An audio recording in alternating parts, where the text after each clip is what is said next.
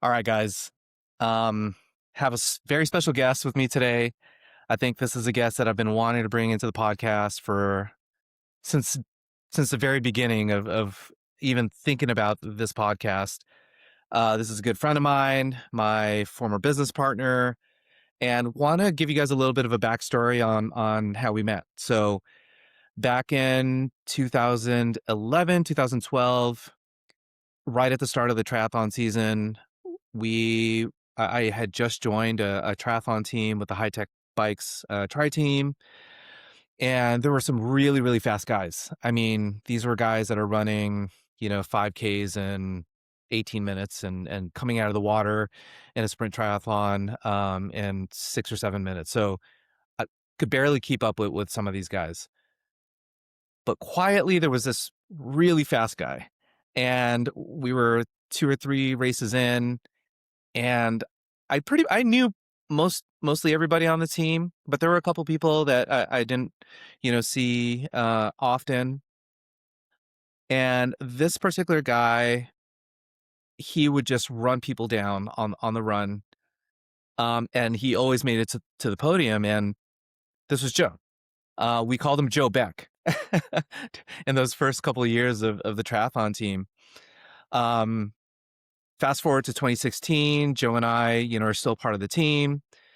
And I think it might have been in one of the team meetings, like right at the beginning of the season, and we were just talking. And he told me that he had quit his job and he was going to open a gym in Santee. And I just so happened to live in Santee. A week later, I gave him a call and I'm like, how do I be a part of your journey? And we met up for a couple of beers. And next thing you know, Joe and I agreed that, I could partner up with him and his wife, Shiloh, on this new adventure. And that's how Performance Strength Lab came to be, with Joe and Shiloh and myself as the owners and coaches of Performance Strength Lab. So full circle, I'm now sitting down with Joe.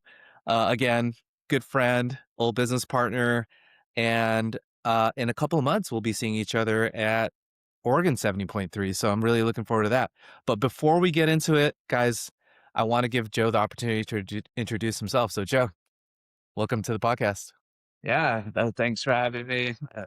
Great memories from our high tech experiences and pulse endurance as well, and running our business together. And yeah, I've been in the endurance world for over 20 years now, which is pretty amazing. Been coaching for close to 15 years, kicking off slightly before we opened Performance Strength Lab. We were doing a lot of coaching with triathletes at Mission Bay and running the pain caves and cycling workouts and all those fun things.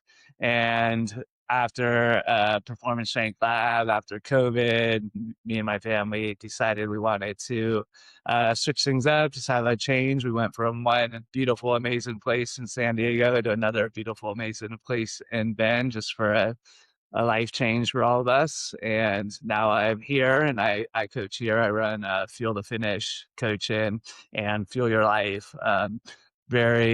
I don't think it's a coincidence that you and I, Mark, we talked about a lot of the same things, the long game. That's where Fuel to Finish is, Fuel Your Life, that long game. And I still today coaching a lot of triathletes, runners, some everyday people. And then I also run the Ben Triathlon Club here. So that's a quick and Very dirty cool. about myself. Yeah, very cool. I know I did get a chance to go out there with my wife Kim. I think it's probably been a couple of years now, and you're right. You moved from a beautiful place here in San Diego to another beautiful place in Bend, and we were just talking about some of the bike rides that you've been posting up on socials. I I'm always very um envious of people that can like go out for a bike ride and really all they see are like trees and open road. A little bit challenging here in San Diego, but like we talked about, you just head east and it's a little bit easier. With that being said, I think before we get into some of the details about like what you're doing now with Fuel the Finish and Feel Your Life, I want to get back into kind of your backstory about how you started your endurance athlete journey, because you and I kind of came from the similar background of playing, just regular team sports, basketball, football, etc. Um, bring us all the way back. Bring us all the way back and tell us how Yeah, you yeah. kind of transitioned from, just a regular athlete into an endurance athlete. Yeah, I grew up playing sports just like you, football, baseball, basketball. Really enjoyed that growing up through high school and even college, playing rec sports in college. Um, and then graduated college, got a job like we all do, Right. started making some good money, working in the corporate world, going up the ladder into management and managing a department for a retail company, an online retail company in marketing and photography. And I really just dove into my work. I kind of gave up sports. I mean, I'd go and play a pickup basketball game now and then, but really my focus is really just on my work. And get into that point. It's a kind of weird point in your 20s, right? You're finally starting to make a little money. You can kind of start buying things and different things. So that felt good, but something was off as well. And I spent a lot of time in the office, and I work with a lot of people right now, busy professionals that can relate to this, where work was my priority, health was not my priority. I ate shitty. I'd work, I'd go out to fast food at lunch. Right. I'd come home, I'd drink some beers, microwave something, or eat some more fast food. And then I'd go back to work, and it was just kind of a vicious cycle that I didn't Right. realize time. I get stuck in these vicious cycles, right? And then I had a health scare. I collapsed in my office one day. And I thought I was having appendicitis. My whole body felt warm. I never felt pain like that before. Yeah. Yeah. And long story short, I was diagnosed with Crohn's disease. My appendix wasn't even on that side. Now I know that as a Yeah. exercise science person, but back then I didn't know that. Right. But I had tearing in my intestines and some internal bleeding. And it was just a health scare. And the doctor really is like, you need to clean up your diet immediately. It sounds like you're not eating well. You're not exercising. You're just working. You're super stressed. You basically need to change your life to battle Crohn's disease, because it's a lifetime thing that you deal with. I still deal with it today. Um, so it was one of those wake up calls. And, we know as coaches that people come to us a lot because of wake up calls like that, health scares, Yeah. heart, Exactly. whatever it might be. Um, so it was interesting listening to your last week's podcast about boxing. So I had a similar Yeah. experience. On the way to my office every day, I drove by a boxing gym. I used to look at that boxing gym like, oh, that'd be cool if I could box one day. I could be like a boxer. Right. But Right. Right. I was in my young 20s. I was like, I'm too old for that. I can't do Yeah. that. Yeah. As soon as I recovered from the hospital, that was the first place I went. I went into the boxing club in San Diego. And I had the exact same experience as you. I didn't know how to wrap my hands. I didn't know what the hell what the hell I was doing. I Right. was in Right. this Right. whole new world. Um, and I just got it was like a 45-minute class. I think I made it like 20 minutes through that first day.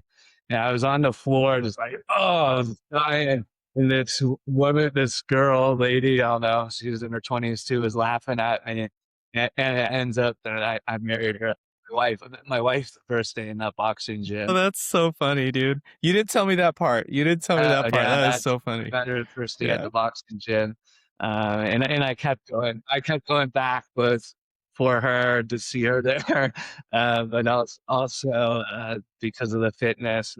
And I got really into boxing, and I got really good at boxing. And I started boxing pretty competitively as an amateur boxer, going to the local fights.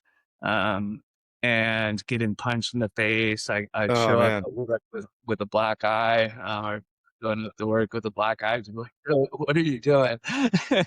And during that same time, I started running, and I really enjoyed both. I mean, I ran before. I used to do Right. like Right. cross country as a kid, but I didn't really enjoy it like I did when I Yeah. started running for boxing. Yeah. Not like Yeah. the team sports, and they were both just very primitive to me. They felt like it was something I was naturally supposed to do as a human. Not that we go and fight, but that is part of humans. We do Right. fight and we Right. have conflict. And I think you feel that kind of primitive feeling when you're in a boxing ring, you're fighting for your life, right? It's kind of a survival mechanism. And I felt like I was getting that from running too. I think also it just helps with physically and mentally. So both of those. So then I went for it. I signed up for a marathon. I was like, well, the running for the training's going good. I'm going to do a marathon. So I signed up for the Big Sur trail marathon, and I trained for that. And I just fell in love with running, and trail running all over again. So Ended up you didn't go from like a 5K to a half marathon. You went straight into no, the marathon. I went straight into the marathon. and, and I was a disaster at that first marathon, which is funny because I came in second place in it. Um, That's hilarious. but I showed up in basketball shorts, like Yeah. a shirt like this, just cut off Right. sleeves. I used to wear. I wore that at my first triathlon too, same shirt with the cut off sleeves, muscle That's tank. hilarious. And then I ran that first marathon. It was just brutal, the hills in Big Sur. And I Yeah. just Yeah. pushed myself so hard and so emotionally. I remember I was like in tears at the finish line. And I knew I was in second place. And I kept on going, wow, I could actually like win the first marathon I've ever ran. So I just kept pushing myself harder and harder. I really had never pushed myself that hard in my life until I got to the end of that into that. And I have pushed to those extreme levels, obviously, Right. since then. Right. As soon as I finished that race, I was like, oh well, I'm done boxing. I'm not going to get punched in the face anymore. I'm gonna start running. And then it just took off from there. As you know, I got really involved in the Southern California trail running series. Right. That's Right. that's for a lot of people. It's a fun experience. It's fun. It's a trail series. You can go run all different distance on trails. For me, I got to feel that competitive feeling. I didn't mention that. That's part of why I got into boxing and running. Is I really wanted to feel that competitive feeling against myself, not necessarily against others, but feel like I was being competitive, like you get from the team sports. Right. Right. So then it just took off from there. I did the trail running series. I did really good. I was competitive in it. And then I got into triathlon. Then I got into Ironmans. I did do a half Ironman before I did an Ironman, and I did a sprint distance triathlon Yeah. before I did those as well.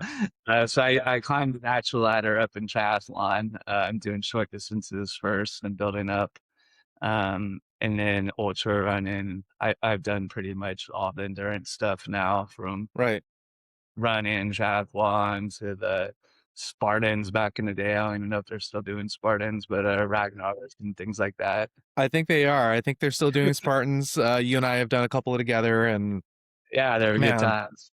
yeah, I talk about how like, yeah, they're really fun, but I think the one that we did in Big Bear, part of the obstacle is I think it's at the Snow Summit resort, right? And you start out at the very bottom of the resort and you climb all the way up. I Yep. mean, that was brutal, dude. I remember that, and my soul still kind of hurts from Yeah. that Well, I race. think halfway up they had one thing where you had to like carry a sandbag or a bucket full of rocks up, and then you had to continue from there. Oh man. And the funny thing is so you have to fill the bucket up yourself. Like it's not already full. So I fill up the bucket, and there's someone watching you fill up the bucket, and it's not I mean, it's on a trail, right? So the ground is imperfect, and you're kind of like navigating to get to the other end, and you got to come back. Somewhere along the way, I either lost, a few rocks or whatever, but when you bring it back, they check to make sure that it's still above the line. And I was a couple of rocks below the line. They're like, you got to go back. And I'm like, No, are you? Yeah. So that level of suffering and that internal battle, like I feel like, you don't, um, I guess in some ways you like people are born with, you know, that internal like fight to want to, yeah, get through the hard stuff. But I do think that sometimes like something just kind of blows up in your face and you're like, dude, I have to do something or I'm gonna die, right? Like that's basically the other option, right? you're forced to fight. Yeah. So Yeah, yeah, or it feels that way anyway. That's the fight or flight response. yeah. I remember that So I want to go back. the first time I ran 10 miles, I thought I was going to die. I ran out of Yeah, water. Man, I don't even know if I'm going to make it back to my car. I still remember that run yeah, today. That was way back then training for that first marathon. yeah. And I want to bring it back to triathlon because when I did my first triathlon with the Tri Club of San Diego as a practice triathlon, it was the beginner triathlon that they do at Glorieta Bay in Coronado, and there was a mixture of like adults and kids and young people and older folks. I got in the water feeling very confident, had a new wetsuit. I got about 50 yards into the swim and I thought I was going to die.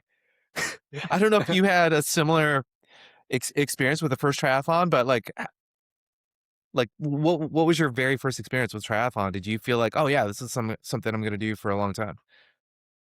It was, um, yeah, I mean, I kept doing it. I did. I did it in Solana Beach was my first Oh triathlon, my and God. I had to swim through the surf. Yeah, yeah. I didn't have a wetsuit. I just went out and did it, just like my marathon. I was stupid, doing Awesome. what I don't Uh, coach today. Day. right. So yeah, I remember just going out of the waves, getting pushed and rolled back like you do in the ocean, and then getting back out there. And it was only a 500-meter swim. I know Right. that can be long for a lot of people, Yeah. but yeah, you feel thankful when you're done with the swim. And I think the swim, a lot of people are scared of the swim, especially if they're not come from swim backgrounds. And I Right. didn't come from a swim background. Right. My wife actually makes fun of me and teases me to people that I coach that how ridiculous I looked when I started swimming for triathlon. I had to take swim lessons and learn how to Oh, dude, same. swim Yeah. for triathlon. I Yeah. was a Yeah. YMCA. I had like a 18-year-old teach me how to swim. I Yeah. was in my Yeah. 20s, so it wasn't that crazy, but um, but then the bike, I had just a road bike that I got off Craigslist in that first one, and that was super fun because you've done Sauna Beach. You're right on the coastline for Right. the bike, Right. and then I came up from the running background, and of course that is always rewarding. Um, Being a runner and be able to finish strong with your strong leg being the last leg of the race. Yeah, and I've known a few people. I think you remember Luke, and there were a few people that we used to train with that were awesome swimmers but couldn't finish on the Yeah. run for like whatever reason, right? And I always wanted, I had an aspiration to just have a faster swim, be at least in that uh front group of swimmers, and that only happened to me maybe twice in my entire triathlon career. And I want to say like I either got lucky or I accidentally cut the course. But the swim is super challenging. My son Elijah, our middle one, just recently he's like, Dad, I want to do a triathlon. And he Cool. and he doesn't want to start at the sprint level. Like he wants to go straight into the international level. And I'm like, Elijah, it's one thing to swim in a pool. It's another thing to swim with 300 of your closest friends at the same time for the next like half hour, right? For an international distance. But I think he can put it together.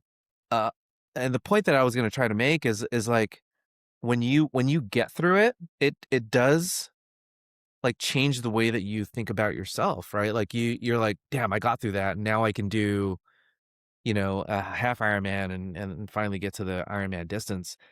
I Yeah. still struggle with that actually today where I've done, probably more than a dozen half Ironmans and 3 full Ironmans. But I think about doing a full Ironman and I'm like, oh man, it's a long 140.6 self, you know, uh It's a long day, and yeah, you're it's a out lot. you're It's a out long day. there, and you're at some point, it's you against the miles, right? You're all alone out there, even if you're surrounded by people. And you're right, it does. It builds confidence, that you can overcome adversity in your head and Yeah. these hard places, and it carries over to all the endurance sports as well as life, putting yourself through something that's challenging. Yeah, and that's I think going through that, one of my shortfalls is I think I'm patient, right? I think I'm patient. I think we all think we have a level of patience, but I don't have patience with like certain things. And my wife would always say like, "Man, you're so impatient or whatever." And I think endurance sports, because I wanted to practice patience, was like the perfect solution for it. Like you have to pace yourself right and you have to be consistent and things don't show up right away. Like you have to, like my struggle right now is trying to get 3 swims a week. Um, and if I don't get 3 swims a week, like no big deal. But if I'm not consistent, with my three swims a week, I'm already thinking like, damn, like I have a goal to finish my swim in X amount of time, and it'll get there. I just have to be patient with the process, right? Yeah, and And trust in that's the what I process. think. Yeah, trust in the process, and I think that's where both of us have been able to. We've been privileged to be able to coach, patience and consistency because of the fact that we were lacking in those areas at some point in our athletic careers. Um, and so maybe like shifting over from and kind of along the same lines of like getting the quick results into, this more long term kind of long game mentality. Like how how did you make that transition to really thinking about, hey, I'm not just doing this for myself, right? For now, but I want to be able to do this well into my, 50s, 60s and 70s, and then also be able to get people to get to that point too, because you've had a few athletes that are in that age range. Yeah, definitely. I have athletes in that age range right now, who one's doing a 65-mile gravel bike this upcoming weekend. Um, yeah, it takes patience and looking at the big picture. I mean, I have people that come to me and they want to just train for a race, right? They want to Right. say they're an Right. Ironman or say they did a marathon, Right. and they think they're going to drop off right after. It's just a one and done thing. And for some people, unfortunately, it is. But for most people, it's like you said, they learn. They go, "Oh wow, this is patience. This is something I can do for life." And that's the nice thing about endurance sports. I think it's unique to most other sports that we do, is that we can do it late into our life. We can do it into our 60s and our 70s. And there's a lot of most sports you can't do that. You can't. But endurance sports, we can always go out and adapt to different bike rides, different runs, swims, triathlons, and it's available for us to do for a long time as long as we're able to keep ourselves healthy. For me, as you know, I've got caught up being competitive. You talked about me being on podiums where it became really about PRs and winning. Right. Right. And I think that works fine when you're in your 20s and 30s, but once you start Right. getting a little older, you can be competitive in your age group, of course, but you have to step back and you remind yourself. And for me, it's about health. I started because I was diagnosed with Crohn's disease. It's the whole reason I ever started endurance sports and got into it and fell in love with it. And it was always about health. And it was always about not just physical health, but mental health. Because when I do it, I feel mentally more Absolutely. clear. I can get through Absolutely. depression. I can, when Yeah. something hard happens in my life, I can go out for a run and Right. process it with more patience. I'm not just reacting to it. Right. So it's a good reminder for me, for that. And it's just also knowing that I do think, obviously not everybody, but there's many of us who need to feel competitive in a way to feel alive. Um, and endurance sports allows that. And when I say competitive, I'm not saying podium. I'm not saying you against the other person. You're being Right. competitive. You're Absolutely. being competitive with yourself. You're Yeah. pushing yourself. You're trying to level up and take things to different directions, different points of discomfort, and improve on those, whether it's the patience, how you feel, or going from a triathlon to a gravel bike ride or a gravel bike ride to a long road, whatever direction it goes. There's just a lot of Right. options, to mix it up and keep the eye on that.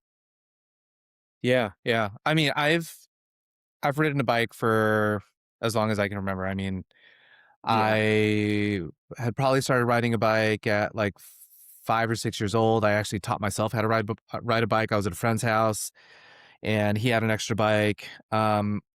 I had not even touched a bike before. And I just seen him go round and round and round on his bike. And I'm like, let me try it. And I got on and I could just ride a bike. I don't know, like no one ever held the back of my, bike seat. And yeah, I didn't have training wheels. It was just like, as soon as I got on a bike, I could ride. And the sport that, that I feel like I, um, am able to like do without like too much effort and too much stress is riding a bike.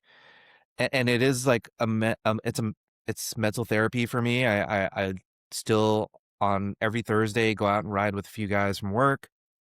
Um, and it is the thing that I do see myself doing, well into my 60s, 70s, and hopefully even 80s, right? Hmm.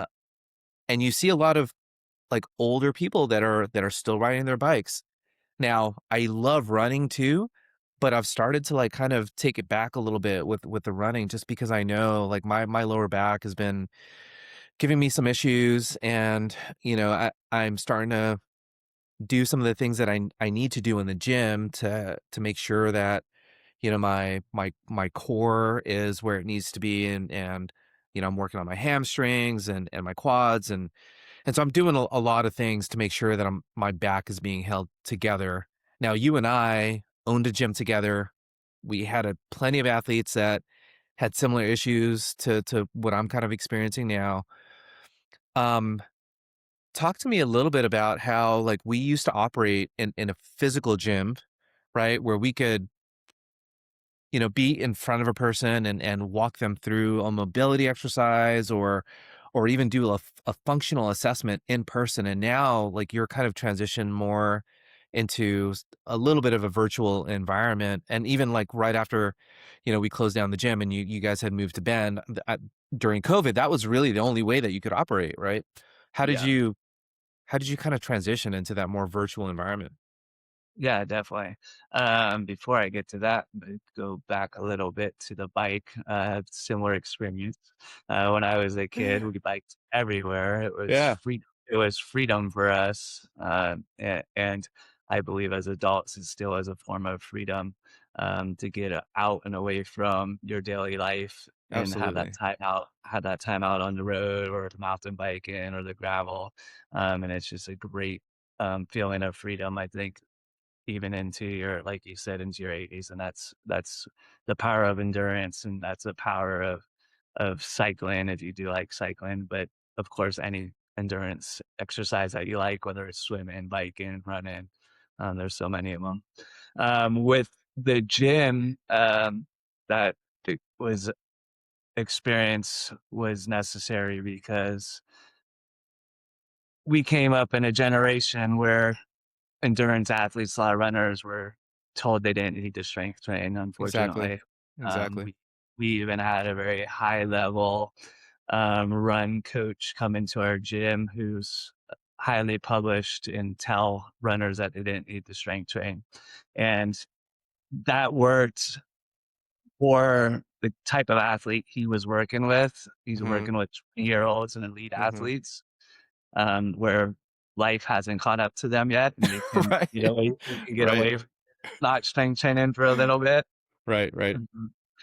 But I came to endurance sports from team sports, and in team sports, we always strength trained. When I played basketball, we had to be in the gym. When I played football, we had to be in the gym. When you look at the Olympics, every sport strength trains, and today every sport strength trains. It's not an argument. Luckily, most endurance athletes understand the importance of strength training now.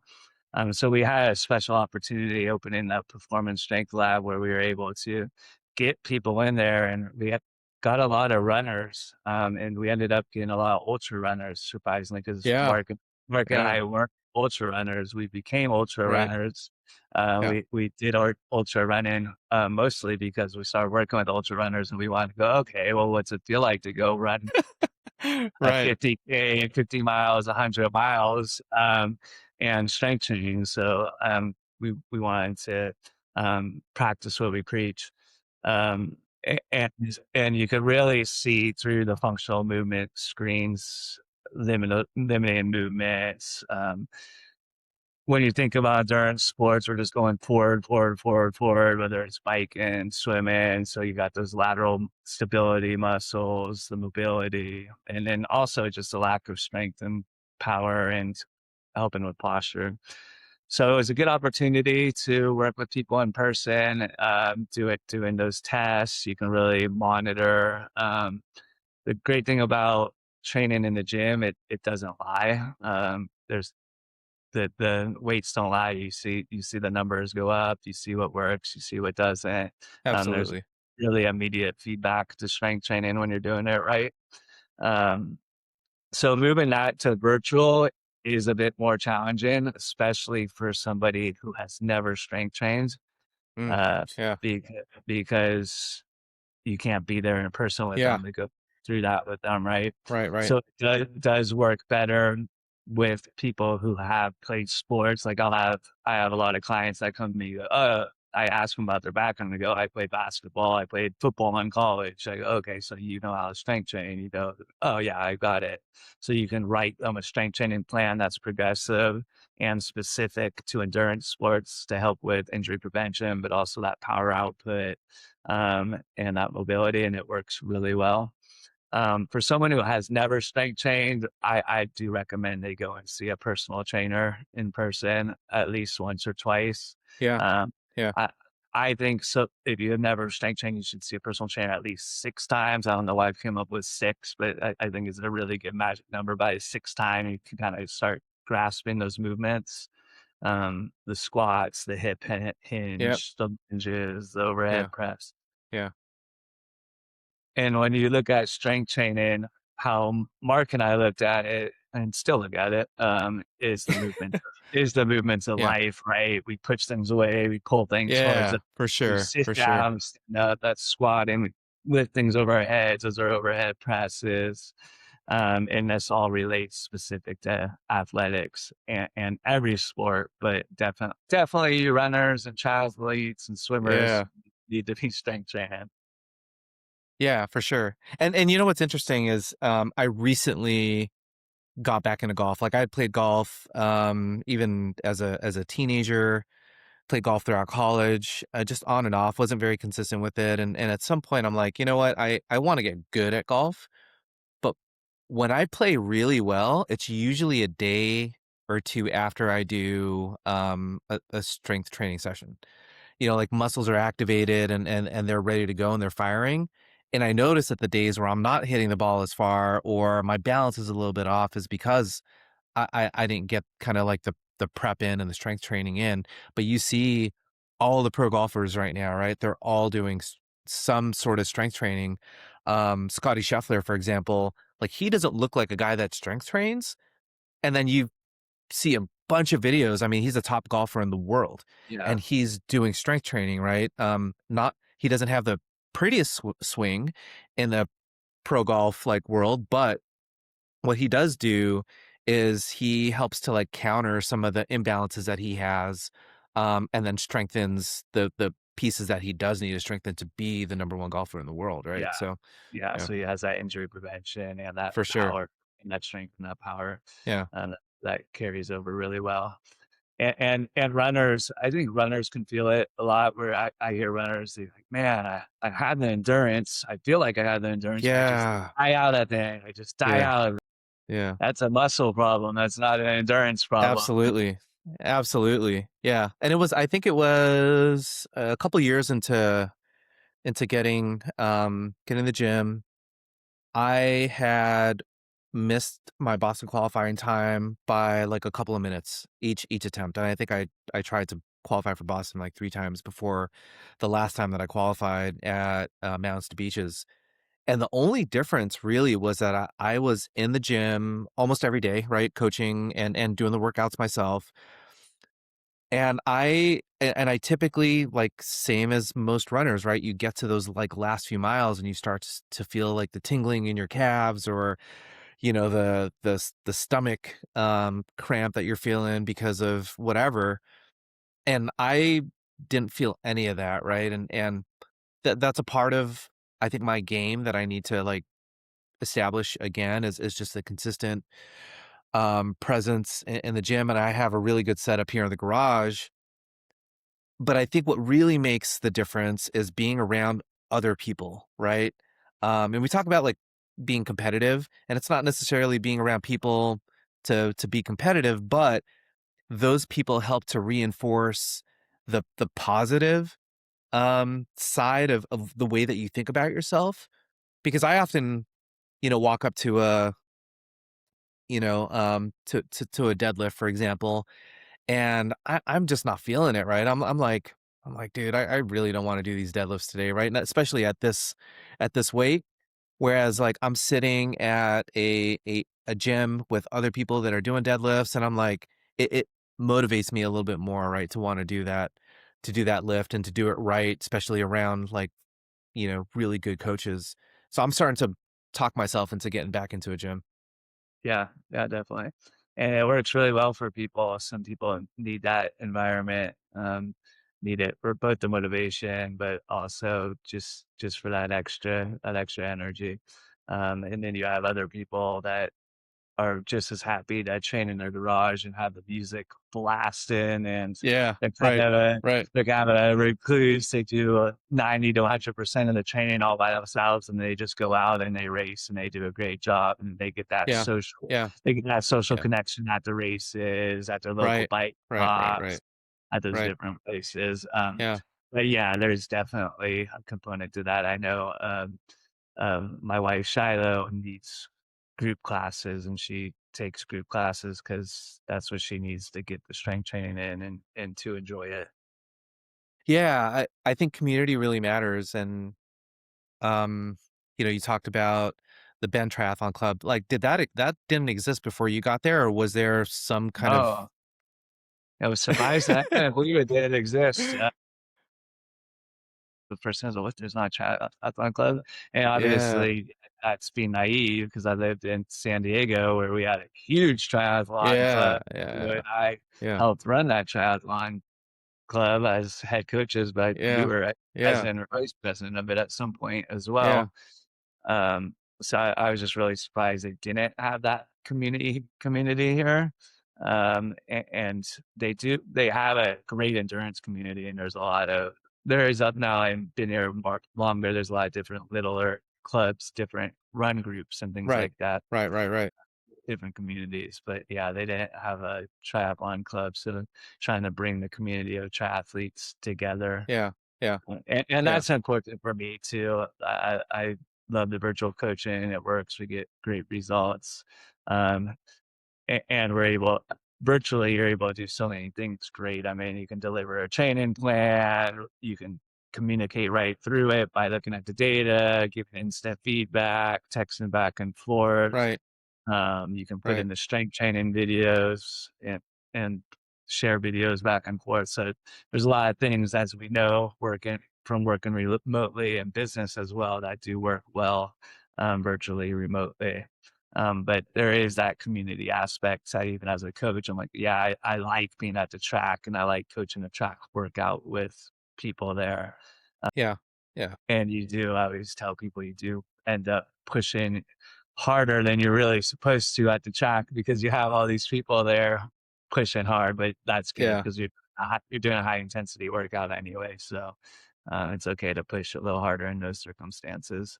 Yeah, and I do think, for the people that do love to train alone, like you said, they get their kind of, social fix after the race or, coffee shops or whatever. But I think the biggest piece is just being a part of a community, right? Like my community is pretty small right now when it comes to my training and my fitness. I have a Thursday group ride that I go to, and there are probably, I don't know, 10 people that are on this text chain, but we usually have like maybe 4 or 5 people, so roughly half the people that actually show up. Um, but that's okay, right? Like everyone's got something going on, and if like I don't show up, somebody else will the following week. Um, for people that are training online and kind of doing their own thing, like what are some of the tips that you can give them to like go out and like find community, and to kind of to me, because it is a competitive sport, I think it's kind of good to be in a competitive environment, even by practice. Like again, going back to my kind of golf analogy, like, I Yeah. play golf early Friday morning, usually with people that I don't know, because, like, one day I wanna be able to walk into, like, an amateur competition and feel comfortable, right, in a competition because I play with people all the time versus playing by myself. There's no pressure at all, and, that Totally. that doesn't necessarily bring out the best in you, right? Yeah. And we're all different. Yeah. With the communities, because even like you have the Swift, that's a virtual community. They're doing like Yeah. virtual races and Right, different things right, like right, that. And that works right. for some people, but that doesn't work for me. That doesn't feel like a community to me. I'd rather be on Trainer Road. I'm not saying which one's better, but I'd rather just be dialed in and Yeah, pushing my yeah, hardest without anybody around in that circumstance. yeah, Uh, but I encourage people to find local track groups to do track workouts, triathletes. I think the track workouts are really important for the speed work and are a great place to have that community. And a lot of places have local track workouts that people show up to and do. The master swim programs, obviously another great way for triathletes to get that community who are training on their own. And then outside of that, just like in business, building your team, right? So your coach is part of your community, of course, but yeah, outside of yeah, whether virtual or not, but outside of that, whether you have a masseuse, an acupuncture, or a chiropractor, someone like that that can help you with recovery. There's a yeah. lot of recovery centers now that Right, right, include right. all of that with saunas and cold plunges and things like that, where you can go and recover with people who are doing the same thing. Local bike shops, Mm, yeah. local run bike shops, run stores, Right, right, really get right. there. And not just going in there to buy shoes, right? You gotta go in there and talk and get to know the people because they're knowledgeable people. They know about the nutrition. We haven't talked about nutrition, but they know more about just the bikes and the running shoes. And you can really, I mean, I walk into my bike shop, they know who I am. They're saying hi to me. I have a relationship Yeah, with very cool. the people that are working there. Um, so those are all great ways. And then I like having a home gym. I do workouts in the home gym. I will get into it probably a little later, but I do some volunteer work at the senior center as well to get that community feel. But I do think there's a place for group strength workouts too. They might not always seem as specific to your sport, but Right. Right. most strength training carries over to all sports. As long as you're doing some kind of strength training, it's better than doing no strength training. Right. Right. Right. You and Right. I used to talk about it all the time with the strength training, like our run plans, our swim plans, and our bike plans, they're pretty similar to a lot of the coaches. I mean, a Right. lot of knowledgeable Right. coaches that Right. have exercise science backgrounds that know how to progress an exercise program. But the strength training was really the game changer, where we saw most of the athletes come into our facilities getting personal best, personal records, and Yeah. Yeah. we Yeah. contributed that to the strength training and the nutrition, and Yeah. that because Yeah. those were the two things that were really missing, the strength training and the nutrition. Um, of course, you need to do all the interval workouts, the slow recovery workouts, and long workouts as well. But right, the best plan is the one that gets executed, and um, really trying to simplify it is the best way. So if that's doing a Orange Theory class or a CrossFit class, that might not seem like that's great for endurance sports, but it feels like community and you're getting strength training, and A that's hundred percent. that's a Yeah. great option. Yeah. 100%. Even Peloton, right? Like, Even Peloton, yeah. yeah. Yeah. Yeah. Well, Yeah, I think you were starting to bring something up, and I did want to get into it. So that it's a good transition. Your work at the senior community center, like what kind of started that, and what are you doing over there? that was from owning a gym. When I got here, I did work out I did coach at a gym that was very similar to Performance Strength Lab, Yeah. which unfortunately had to close as well because of a lot of the stuff that they went Yeah. through during Yeah. COVID. Um, and then I was doing my virtual thing, and I really just enjoy doing strength training. I mean, it's one of my I'm an expert strength and conditioning coach, so I like doing it with people in Yeah. person. Yeah. So I started going to the local parks and recs, and coaching there 2 times a week. And there they have a senior center that's part of the Ben Parks and Rec, Yeah. Very and it's cool. a pretty cool program because I forget what age once you're over a certain age, it's free. Right. Right. And then you can come into That's the cool. gym and they can work out, Very and there's cool. personal trainers there that are available. And that's it's been pretty rewarding. It wasn't Yeah. something that I thought that I would enjoy as much as I did. Yeah. Yeah. Yeah. Yeah. But it's pretty cool. And when you're thinking about the long game and how many people I've started working with that are in their 70s, or, "Oh, this is the first time I've ever lifted weights." Yeah. And you can Yeah. even see the confidence building Yeah. at that age. It's like, "Wow, this is incredible. I should have Yeah. been doing this my whole life." I mean, I can't tell you how many people I've had tell me that, right? And Yeah. it's and Yeah. I'll say, "Yeah, of course you should have," but it's like, yeah, it starts to click for Yeah. them, Yeah. Yeah. That's and pretty it's never amazing. and it's Yeah. never too late. I mean, they're Right. getting extreme benefits from it. Right. Right. No, I Yeah. remember we had a few clients that were, kind of post retirement. Crystal, right, is one that I think about. Um, and she was still going really strong. She still is going really Still strong. And is, yeah. every now and then I'll run into her in Mission Bay.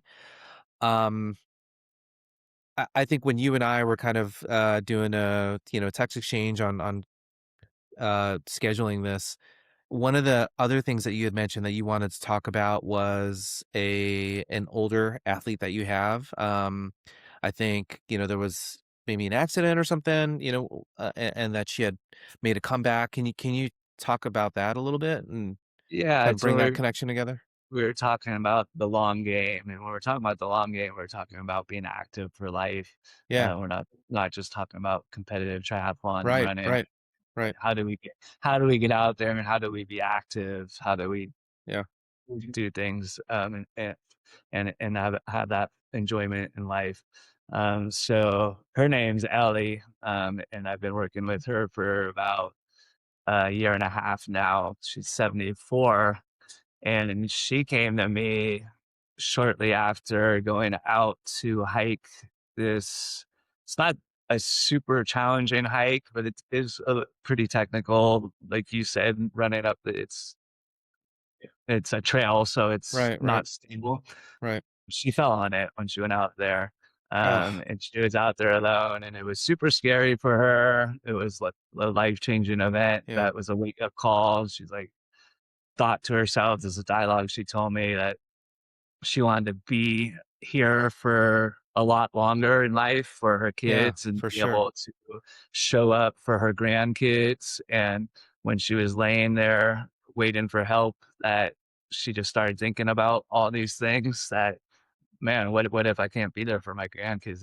This would be horrible. Yeah, yeah, Eh, right. and so anyway, shortly after, I think it's probably about a week after she found me. I don't know how she found me exactly, at the Bend Parks and Rec, so she was probably just looking for somebody, Yeah, um, yeah. and she told me her story, and I did the movement screen with her, and she couldn't do a lunge at all. Wow. Um, so her mobility was not great. Not her strength wasn't great either, and stability. She's one of the ones who had never lifted weights until she started working with me a year and a half ago.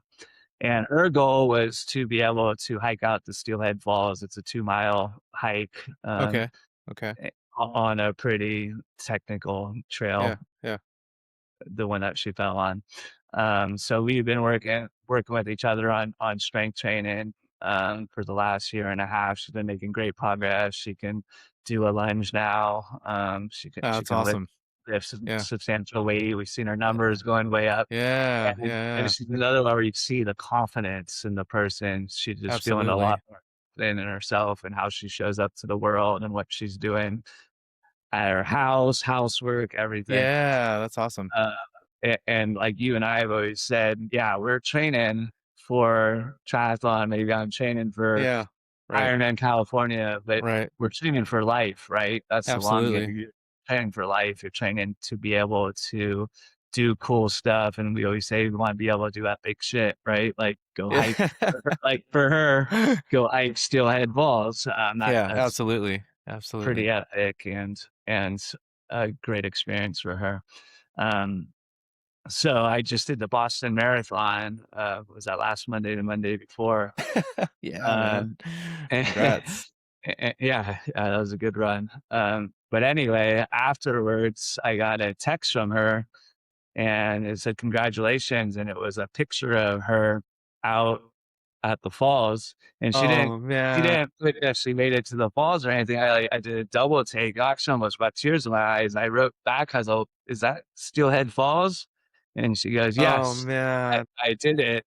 And I wrote back, I was like, "Wow, that's amazing." And that was like your Boston for you. Yeah, This was yeah, really, really emotional because it was her, like her yeah, Boston Marathon for her. She really worked yeah, hard to get out there, and she read what I wrote her saying, "Yeah, that was your Boston Marathon. You should be really proud of yourself. That's really incredible. yeah. It's just as impressive as what I just did. You spent a year and a half working towards it, right?" And then Absolutely, absolutely. she wrote Yeah. back, and she just wrote back, and she just wrote back, "Thank you. We're not done yet. I have a lot more Bostons I want to accomplish." So it was pretty Oh, cool. so cool. Yeah. And Dude, like that's literally, like I've got goosebumps and the hair on the back of my neck is like standing up. Those are the stories that I do this podcast for, honestly. yeah, I mean, it almost brings tears to your eyes. Like, wow, it's just an incredible Yeah, yeah, for sure. For personal, sure. relatable story, and it fits right in with the long game because Yeah. that's what keeps us going, right? Um, Yeah, you, you absolutely. know, Absolutely. at some point, like we said, no one can do it for you. You gotta get those last miles Yeah. of yours. She didn't even tell Yeah. me that she was going to do it. Man, that's really awesome. And as you're kind of describing Ellie and her story, and part of it you kind of went into not being able to do a lunge. I mean, we even had athletes who were like standing on the podium week after week, right? That couldn't do a lunge. We had student athletes that looked very strong that couldn't do a proper lunge. And it's funny how like once they start to learn how to move properly and we're reinforcing it with with proper strength training and guided strength training, how like their performance for a lot of these guys just like skyrocketed. And I'm not saying this is um, going to get somebody from like not being on the podium at all to all of a sudden being on the podium. But just like Ellie, right? It's being able to wake up and know that you can go for a 2 mile hike, or not even a 2 mile hike, right? Like a mile hike, not just in your 40s and 50s, but at 74 years old, right? It's pretty Yeah, awesome. definitely. Yeah. And the distance is relative because for Yeah. someone that might be 20-mile hike, right? Yeah, absolutely. Absolutely. Yeah. So yeah, yeah, I know. it's pretty amazing. Yeah. And the the strength training is, as we know, is a very powerful long for longevity and Yeah. Yeah. quality of life. Because even though people we see saw that were really high level athletes, you could also see that there was a severe injury that would have Yeah. quickly. Yeah. So Yeah. you have that injury prevention Yeah, for sure. or as well. Yeah. And there were a few athletes that had not necessarily like major injuries, but they either, had a fall on their bike or while they were running, and almost at the point of like not wanting to come back. And I think, if they had not gotten to us, and we hadn't helped them like through through that like period, I don't know if some of those guys would have like continued or gotten back on the horse as quickly as they did. You can, Um, yeah. And yeah, that's interesting even with Ellie, because that was one of the things that she said she didn't make it to the falls. I said, "Well, you didn't make it to the falls yet, right? You right. s you didn't make it that time, but you still can make it out there," and she did. And again, that goes back to the patience of Yeah, life, how we deal with adversity and challenges in life, and where endurance sports, as well as we're talking about strength training, both are really powerful in helping with that confidence and with that patience and that ability to um, go the long distance and live the long game. yeah, yeah.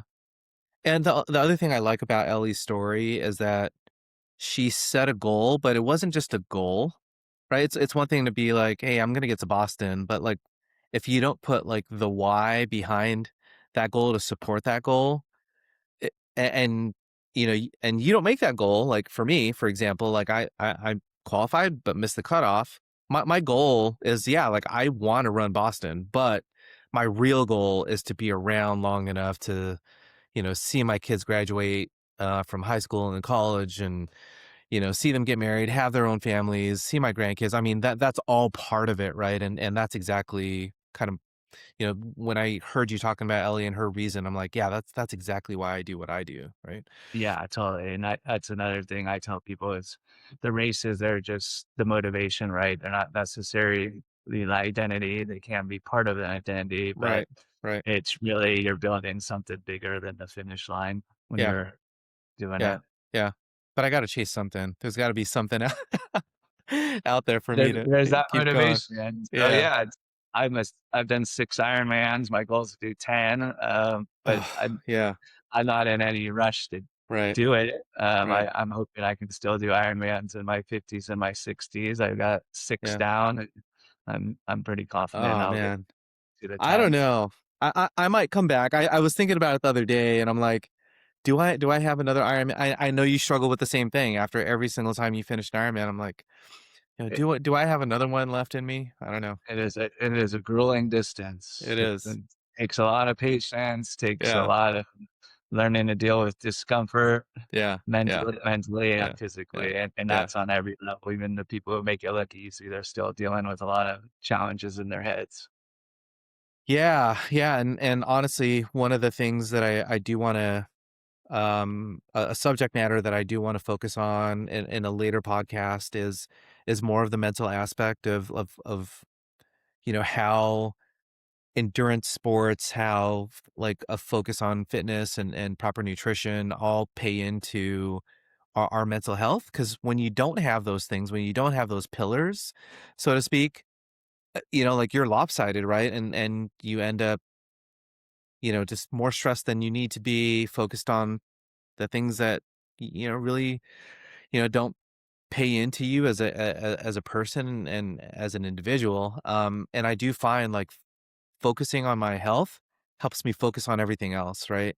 Gets me to be more efficient at all the other things that I do, helps me to be a better husband and a father and a friend and a coach.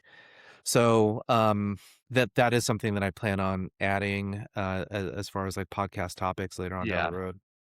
Yeah, you're it's Yeah, that high energy, keeping that energy left. yeah, yeah, Yeah, we didn't get into nutrition, but we all know, when yeah, we eat a big greasy burrito, we don't feel like doing much after. They're delicious, but, yeah, yeah, yeah, in general, you wanna have a 85% healthy diet and keep that right, those energies up, and it's not even just about food, like you right, said, it's the strength training, the staying active, getting in right, the endurance some way, whether it's running right. or cycling.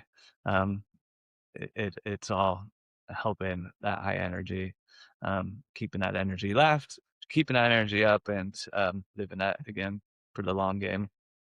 Yeah, now that you mention it, nutrition has been one of the topics I wanna cover as well, so I definitely think we need to bring you back, really focus on the nutrition aspect of it. Because Yeah, I was just telling Noah. So Noah, he is in his halfway through his junior year at Patrick Henry now. He plays rugby and football, so he's getting ready, for football season now, transitioning off of rugby, and he tells me this, he goes, "Dad, I'm gonna have a six pack by the end of the summer." And I said, "Dude, you can't outwork a bad diet, right?"